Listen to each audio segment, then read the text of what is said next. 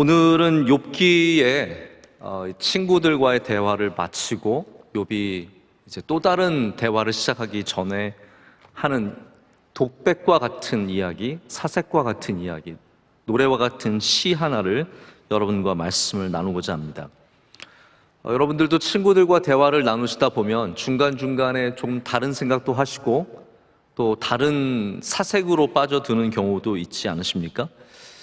그게 뭐 꼭 딴짓이라기보다는 때로는 중요한 것이 떠올라서 갑자기 저도 뭐 아내와 얘기하다가도 교회에 갑자기 생각이 나면 그 맥락을 잃어버리고 또 다른 생각을 할 때도 있고, 저희 친구들과도 한참 얘기를 하다가도 또 다른 생각을 할 때가 있는 것을 종종 느끼게 됩니다.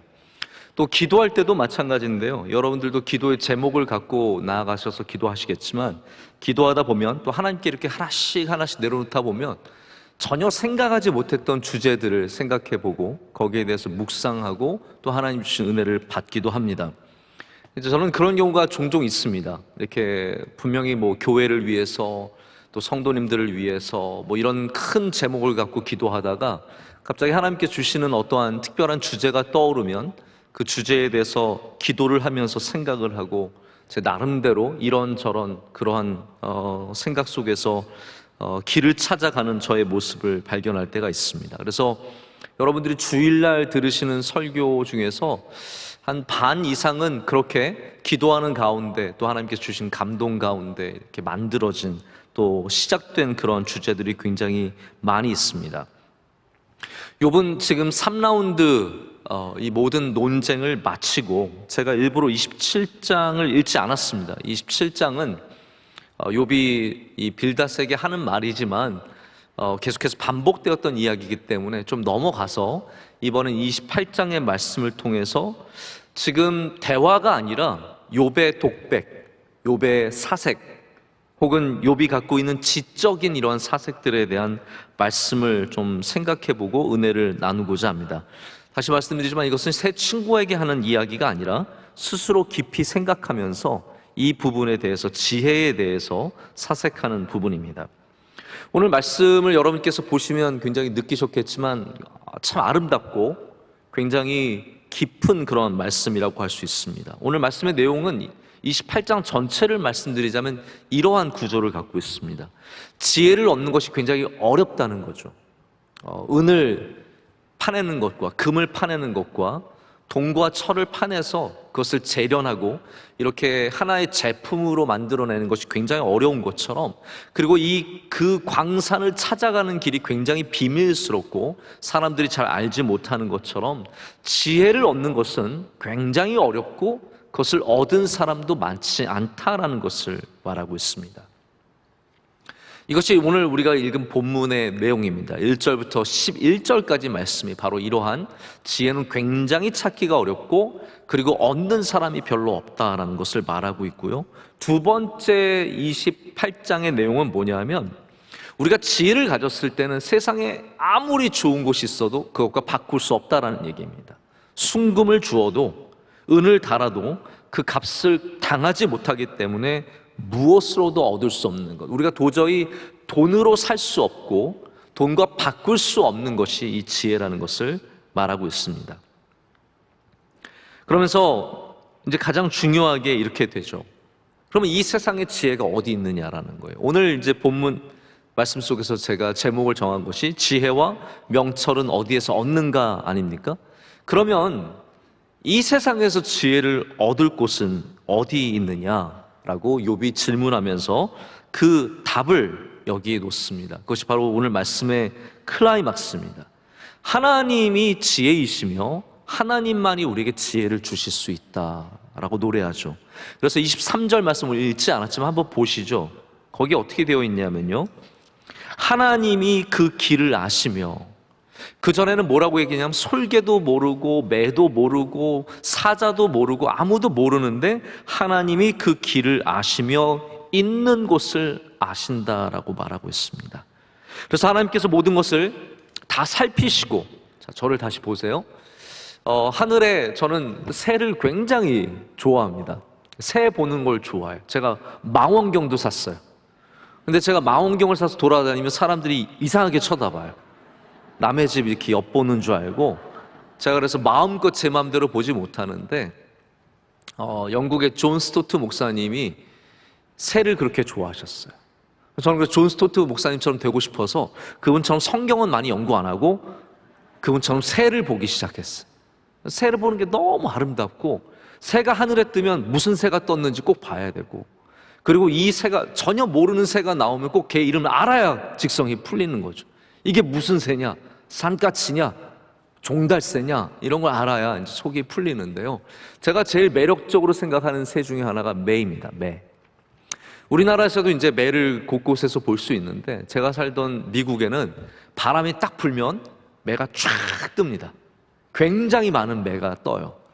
때로는 저희 집 주변에 내려가지고 제가 매를 이렇게 앉아 있는 거 봤는데 거의 초등학생 키만 합니다. 굉장히 매가 크고 키도 크고 날개도 굉장히 큰데, 이 매가 하늘에 딱 뜨지 않습니까? 매는 매섭게 우리를 보고 있습니다. 그래서 매예요. 눈이 정말 밝고 아주 멀리 있는 것도 다 보고, 이 버드 아이 뷰라고 하는 새 눈으로 이 아래를 쳐다보면요, 안 보이는 길이 없고 그 새가 모르는 것이 없을 정도로 모든 것을 다 보게 됩니다. 근데 오늘 말씀에 그 새가 찾을 수 없는 곳이 이 지혜의 광산이다라고 말하는 거예요. 지혜는 아무리 실력 있고 아무리 능력 있어도 쉽게 찾아질 수 있는 것이 아니라는 거죠. 그래서 오늘 말씀에 그러나 하나님은 그것을 살피신다라고 말하고 있고, 그 길을 아시고, 할렐루야, 하나님께서 정하시고 만드셨고, 또 이 모든 것이 다 하나님께서 남을 고백하면서 29절 마지막 말씀이 이게 이제 결론이죠. 우리 28절 말씀 우리 마지막에 보면 이렇게 되어 있습니다. 보라, 다 같이 읽을게요. 주를 경외함이 지혜요, 악을 떠남이 명철이니라. 아멘. 이것이 결론으로서 오늘 우리에게 주어지고 있습니다. 여러분, 이 세상에 지혜를 사모하는 민족들이 있습니다. 근데 가장 지혜를 사모하는 민족은 유대인이라고 해도 과언이 아닙니다. 우리가 탈무드 이야기를 참 많이 하는데, 탈무드가 결국은 지혜 아닙니까? 이 모든 것들이 지혜에 굉장히 많은 초점들이 맞춰져 있습니다. 구약에서 말하는 지혜가 무엇인지 제가 세 가지만 좀 분류를 해서 먼저 말씀을 드릴게요. 구약에서 말하는 지혜가 무엇인가? 첫 번째는 아버지가 아들에게 전해주는 지혜가 있습니다. 이제 구약이 말하는 지혜가 이런 지혜예요. 이 지혜를 우리가 성경에서 어디서 찾을 수 있습니까? 잠언에서 찾을 수 있죠. 잠언은 솔로몬이 그 아들에게 주는 지혜로서 쓰여진 책이며, 아버지가 갖고 있는 지혜를, 그리고 보면 중간에 엄마가 딸에게 주는 지혜도 있죠.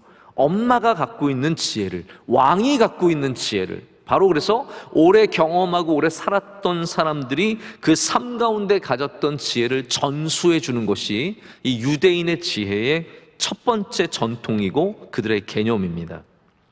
모든 가정마다, 여러분, 가정에 보면 가정의 지혜가 있어요. 그렇지 않습니까? 엄마가 이제 살림하다가, 얘야, 콩나물은 어디다 넣어야 된다, 이거 끓일 때는 뭐부터 끓여야 한다, 뭐 비가 오면은 뭘 해야 된다, 이런 가정마다 내려오는 지혜가 있어요. 제가 경험을 해보면 좋은 가정에서 큰 사람들은 가정이 갖고 있는 지혜를 갖고 있어요. 여러분, 굉장히 이거 중요하게 여기셔야 돼요. 좋은 부모님들은 그냥 아이들 공부시키는 것에만 집중하는 것이 아니라 아이들에게 지혜를 전수해 줍니다. 그래서 괜찮은 청년들을 만나보면 이 부모님에게서 받은 지혜가 그들의 삶 가운데 꼭 하나씩 나오는 것을 경험을 합니다. 얘기를 들어보면 아버지가 이렇게 말씀하셨어요, 어머니가 이렇게 말씀하셨어요. 이거 굉장히 귀한 가정입니다. 여러분의 가정에도 부모가 자녀에게 전해주는 지혜가 있으시길 축복합니다. 신앙도 어떤 부분에선 그런 부분이죠. 부모가 어려서부터 아이들에게 무엇이 우선순위가 되어야 하는지, 어떤 것이 지혜로운 삶인지 가르쳐주지 않습니까? 근데 부모뿐만이 아니라 또 학교나 어디에서나 우리의 선생님이 또 우리에게 지혜를 가르쳐주기도 합니다. 그래서 이 지혜 학파가 다 있는 거예요. 이 가정의 지혜라는 것이 가정의 한 지혜를 그 가문의 지혜로 이어가게 하고, 학교에 보면 그 학교에 있는 지혜를 학파가 이어가게 합니다. 예를 들어서 뭐 경제학과 하면은 시카고 대학이 굉장히 유명하죠. 시카고 대학 사람들이 계속해서 노벨 경제학상을 받지 않습니까? 일종의 학파를 이루어서 끊임없이 지혜를 전수해 주는 거예요. 이 지혜는 잠언에 나와 있는 그러한 삶의 지혜들을 말합니다. 두 번째 지혜는 조금 다른 종류의 지혜입니다.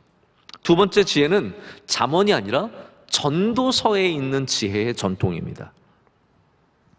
전도서에는 여러분 인생의 수수께끼 같은, 우리가 참 알기 힘든 것들에 대한 답을 찾기 위한 노력이 담겨져 있는 것을 우리가 잘 알고 있습니다. 여러분, 인생이, 우리의 나이는 규칙적으로 먹어가지만 인생은 굉장히 불규칙적이라는 걸 여러분 동의하시지 않으십니까? 그러니까 인생은 내년이 2022년도인 건 우리가 모두 다 예상할 수 있어요. 그러나 내년에 내 인생이 어떻게 될지는 아무도 예상을 못합니다. 왜냐하면 시간은 규칙적이지만 인생은 절대로 규칙적이지 않기 때문입니다. 우리는 그 규칙성을 믿고 살아가요. 예를 들어서 좋은 대학을 나오면 성공한다. 이게 어떻게 보면 우리 인간이 갖고 있는 규칙성이에요. 하지만 꼭 그렇게 되던가요? 아니잖아요. 좋은 대학 나와서 대학 안 나온 사람 위에 일하는 사람이 얼마나 많은데요. 실제로 가장 탑에 있는 사람들 보면 뭐 좋은 대학을 나오거나 박사학위가 있거나 똑똑하거나 그런 문제가 아니라는 것을 너무나 잘 압니다. 그래서 인생의 대부분의 문제는 불규칙적인 거예요. 근데 그것에 대한 탐구가 바로 전도서에 있는 겁니다. 전도서는 그래서 시간을 어떻게 보내야 하냐가 아니라 젊음을 어떻게 보내야 하느냐, 이거 굉장히 어려운 질문이죠. 시간은 쉽게 얘기할 수 있어요. 시간은 우리가 아껴 써야 하고 잘 써야 하고, 그러나 젊음은 어떻게 써야 하는지 우리는 잘 모르는 거죠. 거기에 대한 논쟁이 있는 것이 이 바로 전도서라고 할 수 있습니다. 사람은 기쁨을 위해서 살아야 하는가? 여러분, 기쁨 없이 어떻게 살아갑니까? 하지만 기쁨만 추구하고 살아가면 얼마나 문제가 많습니까? 이 복잡한 문제들을 다루는 성경이 바로 전도서이며, 우리 인생에도 굉장히 난해하고 수수께끼 같은 문제들을 풀어가는 지혜의 모습이, 지혜의 전통이 또 있습니다. 세 번째 지혜의 전통은 바로 오늘 말씀에 있는 욥기 28장과 가장 비슷한 부분의 지혜입니다. 이거는 뭐라고 말할 수 있냐면요, 앞에 있는 부분을 말하는 겁니다. 하나님 경외하는 지혜가 아니라 앞에 있는 부분을 말씀드리는 건데, 굉장히 인간적인 지혜를 말하고 있습니다. 인간의 지혜라는 것이 궁극적인 목적, 여러분 왜 지혜가 있길 원하세요? 한번 생각해 보세요. 나 왜 지혜 필요 없으세요? 난 지혜 필요 없고 그냥 밥만 잘 먹으면 돼, 오늘 설교만 빨리 끝나면 돼, 뭐 이거세요? 우리 다 지혜를 잊기를 원하고 지혜를 갖기를 원하는데, 이 궁극적인 목적이 무엇일까요? 지혜가 있어야 인생의 수많은 변수들을 잘 대처할 수 있기 때문입니다. 그렇잖아요. 지금이 저는 주식을 전혀 안 하지만 주식 지금 상황도 어떤지 잘 모르지만 이게 이렇게 마음이 편해요. 여러분, 안 하면 하나도 모르고 얼마나 마음이 편한지 몰라요. 코스닥이 올라가고 이거 코스피가 올라가고 내려와, 저는 한 번도 신경 안 쓰고 그냥 살아요. 얼마나 편합니까? 그러나 여러분 가운데는 지금이 팔아야 할 것, 이거 거의 햄릿의 대화와 비슷해요. 죽느냐 사느냐 그것이 문제로다. 팔아야 하느냐 갖고 있어야 하느냐 그것이 문제로다. 지금이 멈춰야 할 때인지 가야 할 때인지, 지금이 엎드려야 할 때인지 일어나야 할 때인지, 지금 결혼을 지금 해야 될지 내년에 해야 할지 그 후년에 해야 할지. 제가 가끔 우리 성도님들의 기도를 들어보면 이러한 제목들이 굉장히 많습니다. 목사님, 저 팔까요 안 팔까요? 네? 이 땅을 살까요 말까요? 이거를 할까요 말까요? 어느 학교로 가야 할까요? 제가 두 학교가 됐는데 어느 학교가 갈까요? 그래서 제일 좋은 건 한 학교만 되는 사람이 제일 좋은 사람이에요. 행복한 사람이, 하나님의 은혜가 풍성한 사람이에요. 한 여자만 자기 좋아해주면 그건 행복한 사람인 거예요. 5명이 좋아한다? 그 기도 얼마나 많이 해겠어요. 그 중에 한 명을 골라야 하는 것이 얼마나 어려운 일입니까?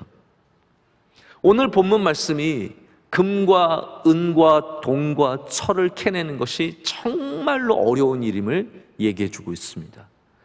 이와 같이 우리가 삶 가운데 만나는 수많은 이러한 결정들을 내리는 것은 정말 광산을 파헤쳐 나가는 그런 어려움과 그런 혼란이 있다라는 것을 오늘 성경이 얘기해 주고 있습니다. 하지만 모든 지혜, 이 세 가지를 넘어서 우리 인간이 갖고 있는 모든 지혜의 결론은 오늘 말씀 가운데 진정한 지혜가 우리 가운데 제시되고 있습니다. 우리의 지혜는, 자, 이게 결론적인 말씀을 먼저 드립니다. 채굴하고 고생하고 수고하는 것에서 오는 것이 아니라는 거죠. 남들이 모르는 비밀스러운 길을 알아내는 것이 지혜가 아니라는 겁니다. 분명히 여러분 이걸 알고 가셨으면 좋겠어요. 여러분이 아무리 수고해도 그 지혜가 진정한 지혜는 아니라는 것이죠.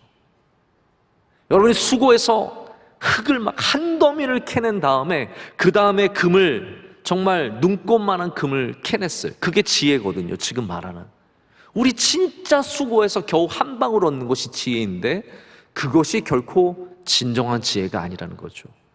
진정한 지혜는 바로 하나님께 있다, 여호와께 있다, 이것을 오늘 말해주고 있습니다. 1절부터 이제 광산에서 채굴하는 그런 얘기가 나와요. 요즘엔 채굴이라는 단어가 경제 용어예요. 여러분 아시겠지만 비트코인 하시는 분들은 이 채굴, 마이닝이라는 단어를 많이 쓰죠. 그래서 채굴이라는 것은 뭐 컴퓨터를 많이 갖다 놓고 굴려가지고 거기서 비트코인을 생산하는 그런 것을 말하는 것이 아니라 여기 전통적인 채굴의 모습, 끊임없이 땅을 헤치고 바위를 쪼개고 사람들이 오늘 말씀에도 나오지만 이 갱도로 들어가서 그 수많은 미로 속에서 내가 원하는 보석과 내가 원하는 광물을 캐내는 그 어려움에 비교를 하면서 재련하고 단련한다라는 것을 얘기해 주고 있습니다. 자, 그래서 우리 인간적인 지혜도 얻는 것이 정말로 어렵다는 것을 오늘 성경은 얘기해 주고 있습니다. 한번 이렇게 생각을 해보세요. 여러분이 책을 한 권 읽었는데 여러분이 그 책을 한 권 읽은 곳에서 써먹을 수 있는 것이 과연 얼마나 되신다고 생각하세요? 저도 뭐 설교를 준비하기 위해서 혹은 그냥 제가 필요해서 책을 읽을 때가 많이 있습니다. 근데 한 권을 읽는다고 해서 한 권이 다 내 것이 되는 것도 아니고 한 권을 읽는다고 해서 한 권에 있는 모든 것들이 다 내게 필요한 것도 아니에요. 동의하시죠? 뭐 책을 읽어보셨어야 이거에 동의를 하고 저랑 같이 얘기를 하는데, 제가 그래서 오래전부터 저는 책을 정독하는 걸 포기했습니다. 물론 가끔씩 정말 정독해야 하는 책들이 있어요. 그런 책은 아낌없이 정독하지만 대부분의 책들은 그냥 빨리빨리 읽고 넘어갑니다. 왜냐하면 제가 알아요. 왜냐하면 이거를 제가 30시간을 들여서 읽으나 2시간을 들여서 읽으나 결국 제게 남는 것은 어차피 몇 방울 안 되는 거예요.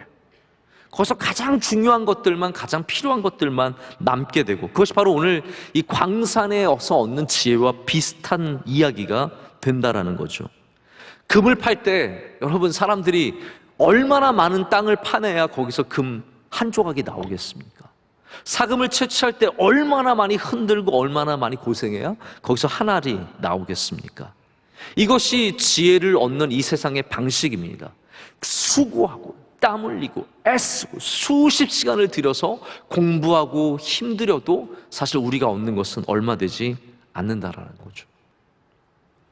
우린 책을 통해서도 굉장히 제한된 지혜를 얻지만 사람을 통해서도 굉장히 제한된 지혜를 얻습니다. 제가 사람들을 만나보면 지혜를 주시는 분들이 있고, 아무리 저에게 지혜를 준다고 얘기를 해주지만 하나도 저에게 지혜가 안 되는 분들이 있습니다. 다시 말해서 많이 배웠다고 해서 저에게 지혜를 주는 것도 아니고, 많이 알고 있다고 해서 저에게 지혜를 주는 것도 아니고, 경험이 많다고 해서 지혜를 주는 것도 아니더라고요. 이게 사실 참 안타까운 일인데, 지혜를 줄 수 있는 사람은 생각보다 많지 않습니다. 쉽지 않습니다. 저는 모임에 많이 가는 편입니다.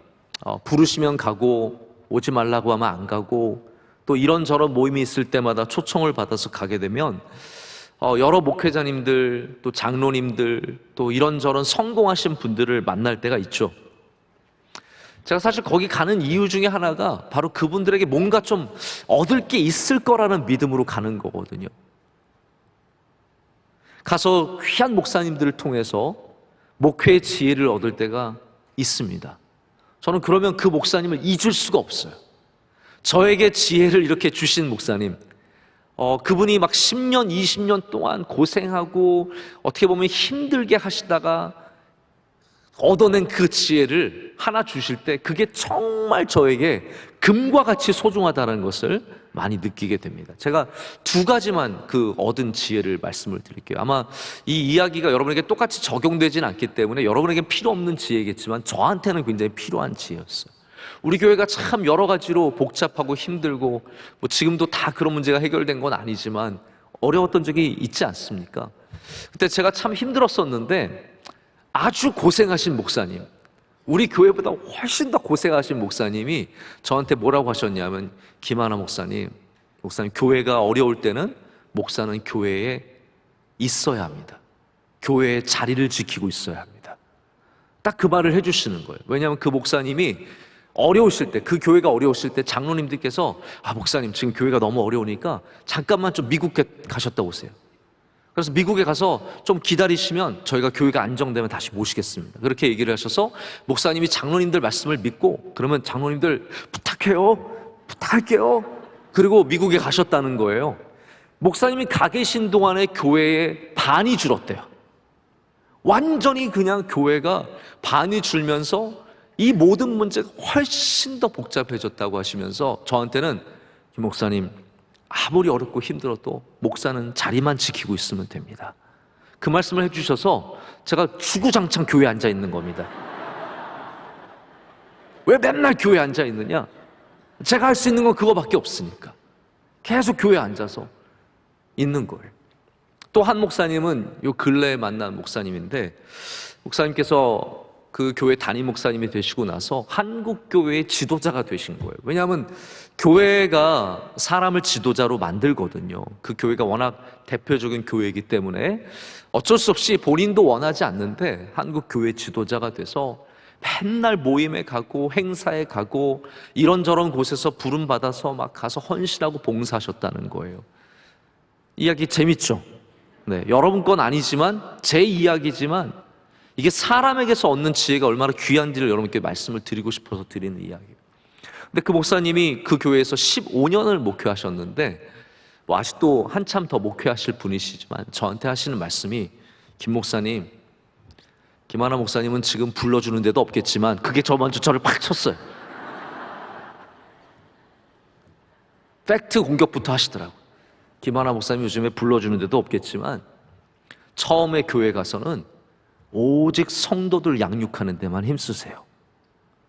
성도들에게 말씀 잘 전하고 성도들, 함께 일할 성도들을 잘 이렇게 붙잡고 교육하고 함께 교제하면서 교회를 세워가면 앞으로 내가 제일 후회하는 게 그거라고. 처음에 교회, 한국 교회를 한다고 막 밖에 돌아다니면서 우리 교회의 성도들을 내가 그때 많이 돌보지 못한 게 너무 후회스럽다고 목사님께서 그 말씀을 해주셔서, 제가 그래서 지금도 교회 주구장창 앉아가지고 맨날, 모르겠습니다. 저도 한 10년 지나서 어떤 후배 목사님을 만나면 제가 과연 단 한마디의 지혜라도 전할 수 있을까? 10년을 보냈는데, 10년을 담임 목사 했는데 내가 단 한마디의 한 줄의 지혜라도 줄 수 있을까? 제가 많이 생각을 해보게 됩니다. 그만큼 지혜가 힘들고 어렵다라는 거죠. 일터의 현자라는 책이 있습니다. 이 책은 미국의 유명한 숙박 서비스 업체죠. 에어비앤비라고 하는 굉장히 유명한 그 서비스 업체의 멘토로 들어갔던 분이 쓴 책이에요. 에어비앤비가 어떻게 시작이 됐냐면 2007년에 이 창업자가 브라이언 체스키라고 하는 샌프란시스코에 살고 있던 이 청년이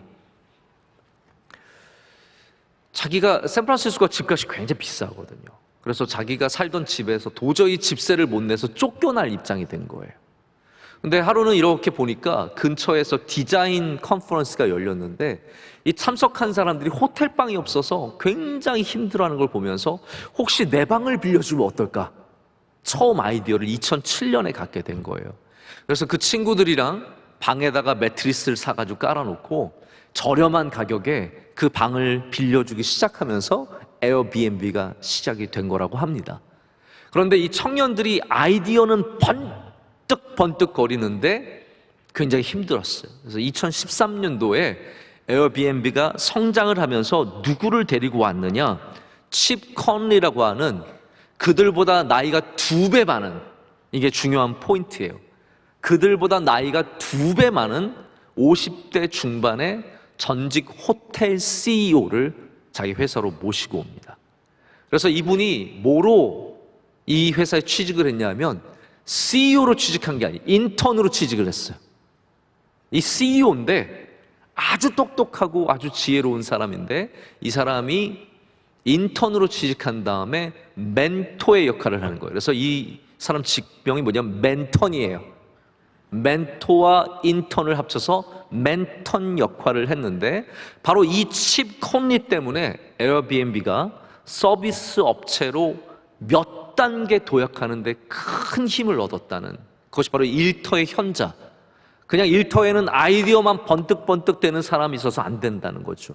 지혜가 있는 사람, 경험이 있는 사람, 이런 사람이 반드시 필요하다는 이야기를, 그래서 우리 어른들의 존재가 생각보다 굉장히 중요하다는 것을 얘기해 주고 있습니다. 저는 이 말씀을 통해서 우리 교회가 어른들의 지혜에 귀를 기울이는 교회가 되기를 원합니다. 다시 말씀드려서 어른들의 지혜, 이 인간의 지혜를 얻는 것이 너무나 힘들기 때문에 우리 교회에 있는 이 수많은 귀한 권사님들, 장로님들, 여러분 그래서 뭘 맡으면 나 혼자 잘하면 된다고 생각하지 마시고요. 꼭 물어보세요. 우리 교회에서 귀하게 섬기셨던 분들에게, 그분들에게 귀를 기울여 줄 때 여러분의 직분이 훨씬 더 잘 감당하게 되는 은혜가 있게 될 줄로 믿습니다. 이것이 사람이 줄 수 있는 지혜의 모습입니다.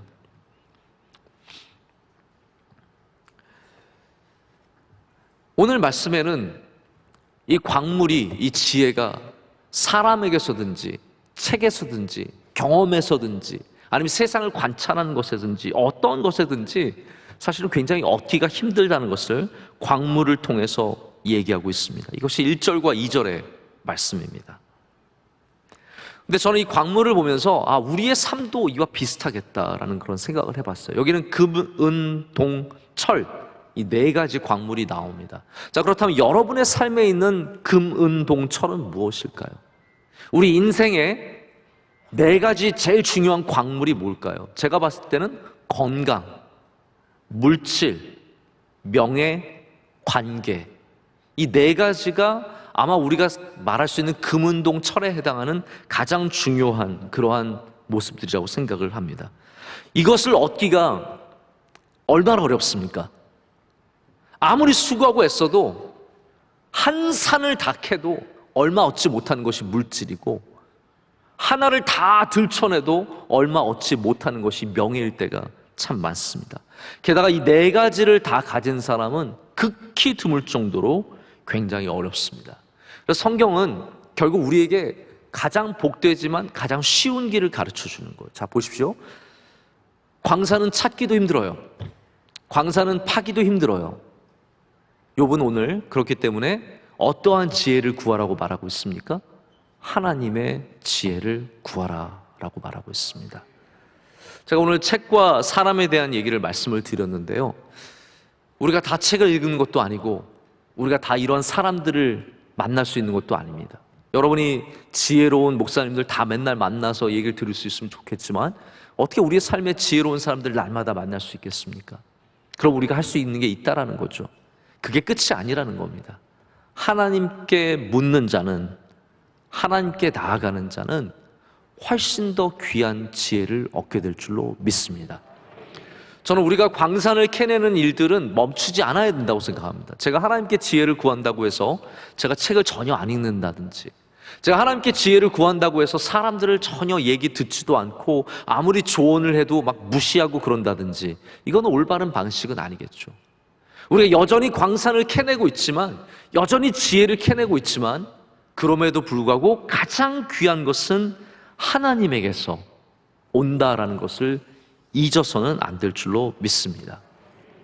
이 지혜는 아무리 뛰어난 눈을 갖고 있어도, 아무리 용맹한 발을 갖고 있어도 쉽게 얻어내지 못합니다. 오늘 말씀에 이제 후반부 보면은 사자도 밟을 수가 없고 이런 얘기들이 많이 참 재밌게 나와요. 제가 예전에 다큐멘터리를 본 적이 있는데, 이 눈표범을 아시죠, 여러분? 스노우 레퍼드라고 하는 이 눈표범은 정말 고산지대에 삽니다.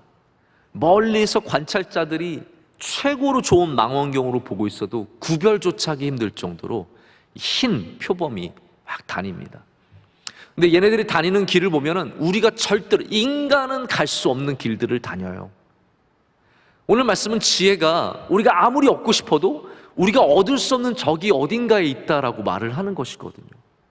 여러분, 그 지혜를 어떻게 얻겠습니까? 우리 인간은 매가 될 수도 없고 사자가 될 수도 없고, 아니 그것이 되어도 잘 얻기 힘들다는 거죠. 그렇기 때문에 다시 욥은 우리 인간의 힘으로 얻는 것이 아니라 여호와 하나님께서 주시는 것임을 우리에게 말해주고 있습니다.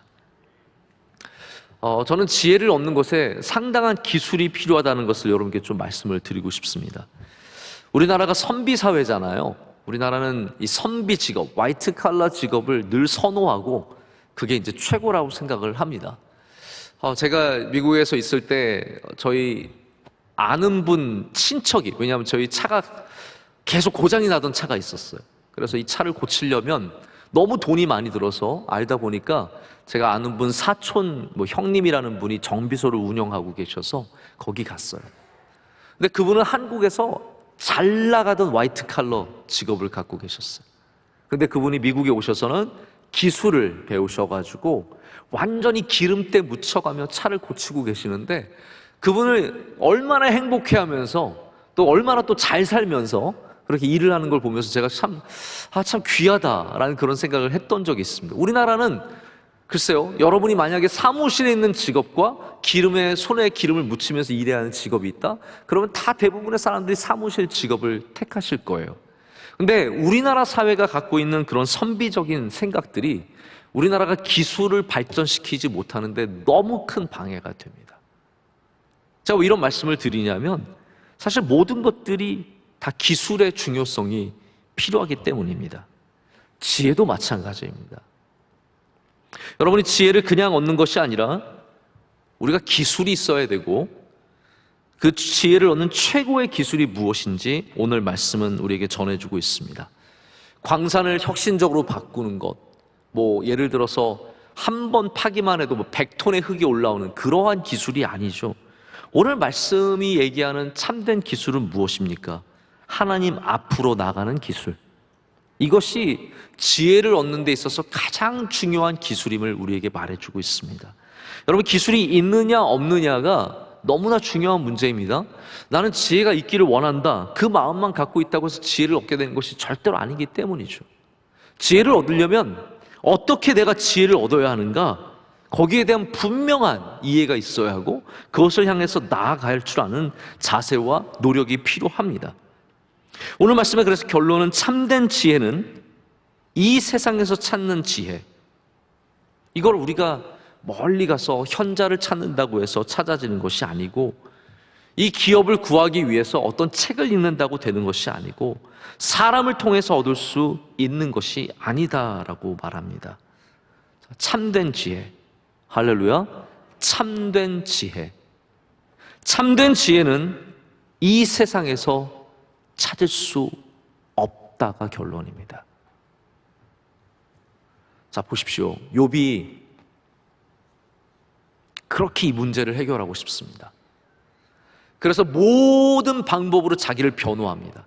자기가 할 수 있는 모든 변호의 방법을 다 동원해서 변호합니다. 그리고 욥의 친구들도 모든 방법을 다 동원해서 욥을 비난합니다.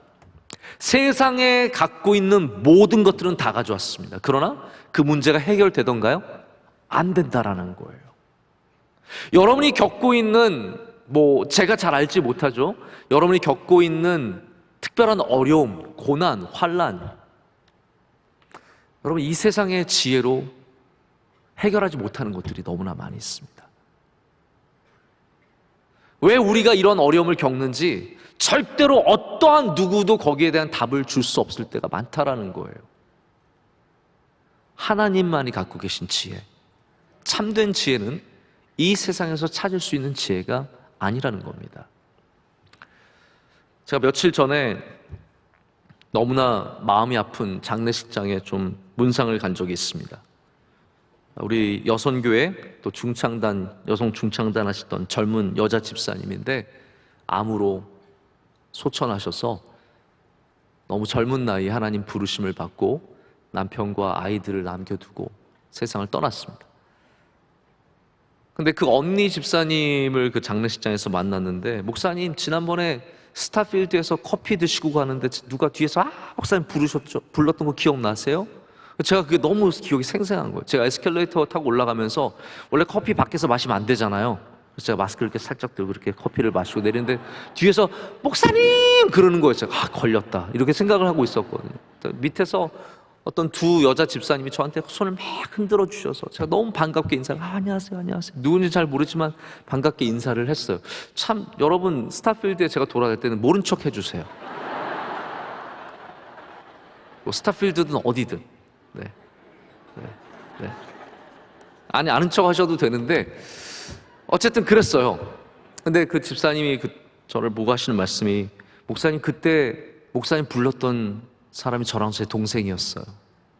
그게 불과 몇 주 안 됐거든요. 한 달, 두 달밖에 안 됐는데 그때 밖에서 목사님 만났는데 제가 어떠한 방법으로도 위로를 전할 수가 없는 거예요. 이 세상에 모든 광산을 캐도 그분들을 위로할 수 있는 지혜가 없어요. 이 세상에 모든 금을 다 캐도 그분들을 위로하는 금이 안 돼요. 아마 여러분들도 비슷한 경험들을 많이 하실 겁니다. 내가 아무리 많이 알고 아무리 많이 경험하고 목회 경력이 40년 50년 되고 장례식을 수백 번 하고 결혼식을 수천 번 했어도 내가 한마디 위로할 수 없는, 나의 광산이 깊고 깊어도 단 한마디 말할 수 없는 그러한 일들이 우리의 삶 가운데 얼마나 많이 있습니까? 우리에게는 참된 지혜가 없다라는 말이죠. 경험은 있고 아는 것은 있고 지식은 있지만 우리의 진짜 문제, 욥의 문제, 우리의 이 환난과 고난의 문제, 인간의 근본적인 문제에 답을 줄 수 있는 그 참된 지혜는 그 어떤 누구도 없다라는 거예요. 오직 하나님만이 그것을 갖고 계시고, 제가 위로하는 게 아니라 그분의 믿음이 그분을 스스로 위로하고 있더라고요. 제가 그 집사님 위로한 것, 남자 집사님도 울면서 기도 받으면서 함께 울면서 너무나 슬퍼하지만 제가 위로를 하는 게 아니라 그 안에 있는 하나님이 그분을 위로하시고 그분을 붙잡아 주시더라고요. 여러분, 그래서 우리는 광산으로 가야 하지만 진짜 문제는 광산에서 해결할 수 없다는 걸 아셔야 된다는 거죠. 우린 책을 읽어야 하지만 우리의 진짜 문제는 류시아의 시 몇 가지로 혹은 현자들의 책 몇 권으로 법정 스님의 책으로 이런 걸로 해결할 수 없다라는 겁니다. 오직 하나님만이 우리의 문제를 해결해 주시는 분이시라는 겁니다. 성경에서 지혜의 최고봉은 누구입니까? 솔로몬이죠.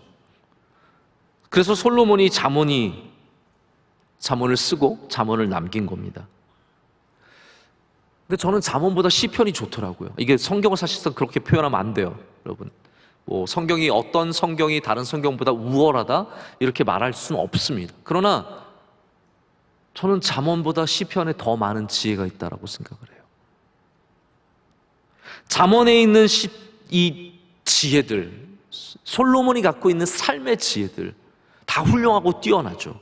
그러나 우리 신앙인들은 다윗에게 있었던 지혜들, 하나님을 찾는 지혜, 하나님이 구해주시는 지혜, 그래서 아기스 왕 앞에서 미친 척을 하고 탈출을 하고 그가 어려울 때마다 사울을 만났을 때 그를 죽이지 않는 이 모든 지혜가 하나님이 주시는 지혜였다라는 거죠.